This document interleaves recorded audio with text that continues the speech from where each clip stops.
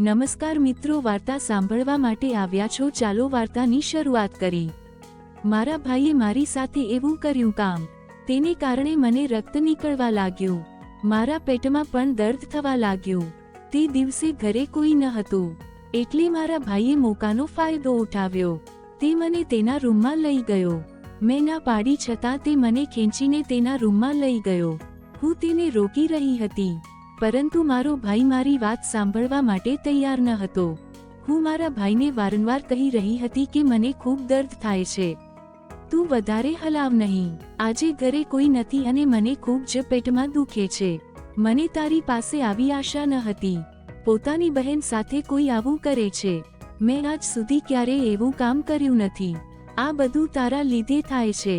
હવે હું પપ્પાને શું મોઢું દેખાડીશ? આજે મારો ભાઈ મારી સાથે એવું કરવાનો હતો એ વાતથી હું સાવ અજાણ હતી। દોસ્તો, મને મારા ભાઈ પાસે આવી આશા ન હતી કે મારો ભાઈ મારી સાથે આવી હરકત કરશે। હું ના પાડતી રહી છતાં પણ, દોસ્તો, મારું નામ કવિતા છે અને હું 22 વર્ષની છું। મારે એક મોટો ભાઈ છે જે મારાથી 3 વર્ષ મોટો છે અને મારી મમ્મીનું 5 વર્ષ પહેલા અવસાન થયું હતું। મારા પપ્પા એક ઓફિસની અંદર મેનેજરનું કામ કરે છે। હું અને મારો ભાઈ કોલેજ કરી રહ્યા હતા, પરંતુ જ્યારે કોલેજમાં રજા હોય ત્યારે અમે બંને ઘરે એકલા રહેતા। એક દિવસની વાત છે, મારા પપ્પાને ઓફિસમાં કામ માટે બીજા શહેરમાં જવાનું થયું। મારા પપ્પાએ કહ્યું કે મારે ઘરે પાછા આવતા 2 દિવસનો ટાઈમ લાગશે, તો બંને ધ્યાન રાખીને ઘરે રહેજો।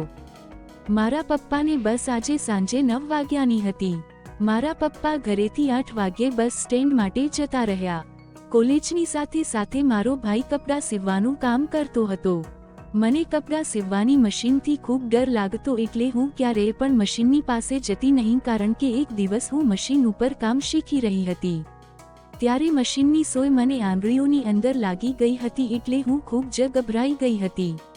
મારા પપ્પા ગયા એટલે મારો ભાઈ મારા રૂમમાં આવ્યો અને મને કહેવા લાગ્યો કે દીદી, તું મારા રૂમમાં આવ, મારે તારું કામ છે। મેં કહ્યું હું અત્યારે નહીં આવું, મારા પેટની અંદર ખૂબ જ દર્દ થાય છે। એટલે મારો ભાઈ મને બહુ જ જબરીપૂર્વક ખેંચીને પોતાના રૂમમાં લઈ ગયો। મને કહેવા લાગ્યો કે આજે હું તને કપડાં સીવાનું શીખવાડવાનું છું। મેં કહ્યું મને સિલાઈ મશીનથી ખૂબ જ ડર લાગે છે। મારા ભાઈએ કહ્યું તું બેસ તો ખરી, હું તને શીખવાડું। પછી હું મશીનની ઉપર બેસી ગઈ અને મશીન ચલાવવા લાગી।